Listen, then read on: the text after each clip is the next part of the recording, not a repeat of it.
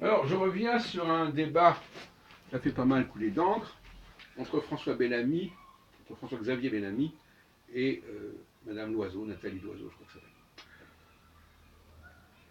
Et je crois que ça a été une erreur, de cette manière, de mettre une femme en tête de liste de la liste En Marche. C'est pas la seule femme, d'ailleurs, il y a aussi la tête de liste de la France Insoumise. Mais d'une manière générale, il faut faire très attention. Parce que les femmes ont des revendications qui leur sont propres. Et elles ont une façon de percevoir le futur qui leur est propre. Elles ont des comptes à régler avec la société. Elles ont des revanches à prendre au nom du progrès. Et ça ne me paraît pas très sain, de la vérité.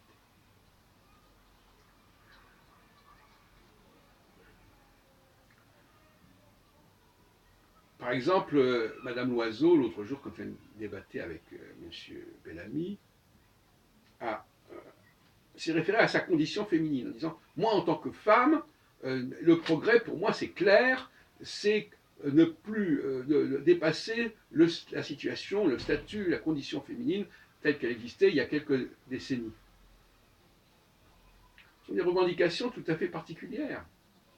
Je ne dis pas qu'elles ne concernent pas un grand nombre de gens, mais il ne faut quand même pas voir les choses par le petit bout de la lorgnette.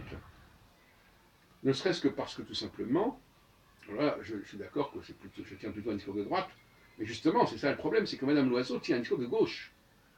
Et d'ailleurs, je crois que c'est M. Vauquier qui le signalait, cela, le gauchisme d'un certain discours de la liste En Marche, qui est assez extraordinaire. Et cette volonté d'égalitarisme, de refus de la hiérarchie, de refus de la verticalité, une volonté d'unité, le refus de la diversité, tout ça c'est très à gauche. Diversité au sens de la France. Bon, alors ça c'est un premier point. L'autre point, c'est que justement, j'écoute actuellement des émissions sur la Chine.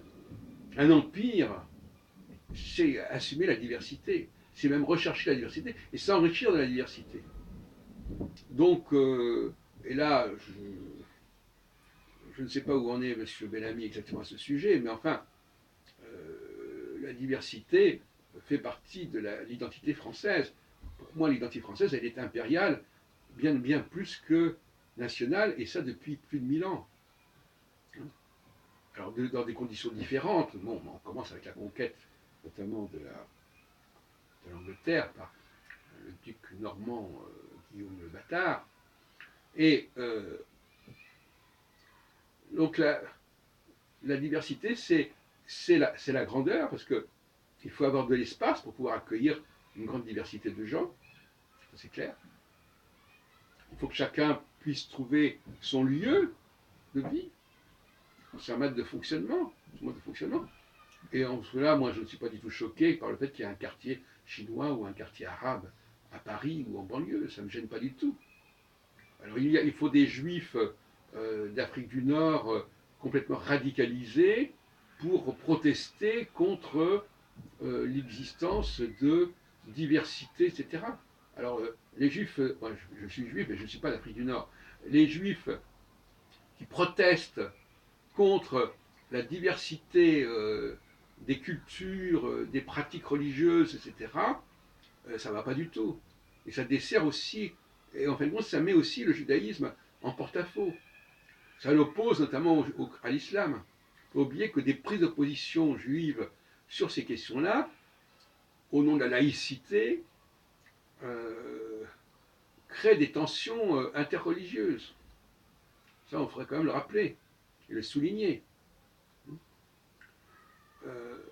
Bon, M. Bellamy reconnaît la diversité de la culture française, de l'histoire de la France, mais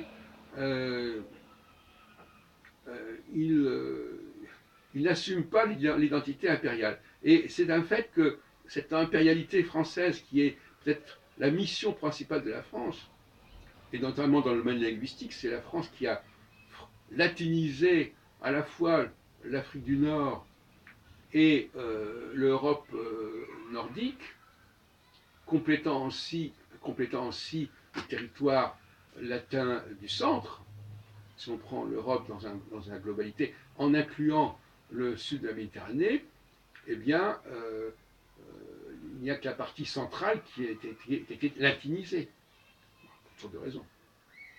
Bon, eh ben, c'est le rôle de la France de le faire. Et ça, c'est un rôle impérial, c'est une mission impériale.